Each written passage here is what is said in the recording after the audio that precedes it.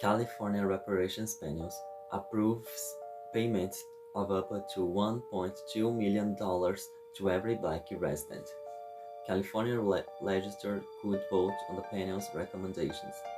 The California Reparations Task Force formally recommended that the state offer payments of up to $1.2 million to every qualifying Black resident. The task force held a public meeting in Oakland, California on Saturday and voted on the final set of recommendations to be sent to the state's legislators.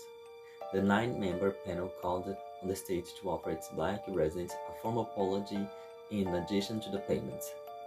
Reparations are not only morally justifiable, but they have the potential to address long-standing racial disparities and inequalities. Barbara Lee, Democrat California representative, said after attending the meeting. The panel's recommendation breaks payments down by types of historical discrimination. For instance, Black residents affected by redlining by banks would receive $3,000 for each year they lived in California from the early 1930s to the late 1970s, amounted up to $148,000.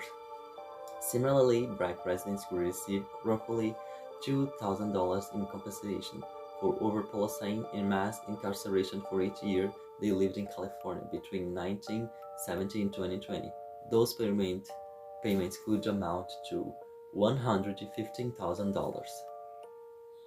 In total, from these and other payments included in the plan, a Black Californian who is 71 years old and has lived in California his entire life could receive up to $1.2 million, according to analysis from the New York Times. The panel's Saturday vote included only recommendations for the state legislature and does not have any legal weight. Saturday meeting included opposition from some Black residents demanding larger payments. An activist identified as Rev.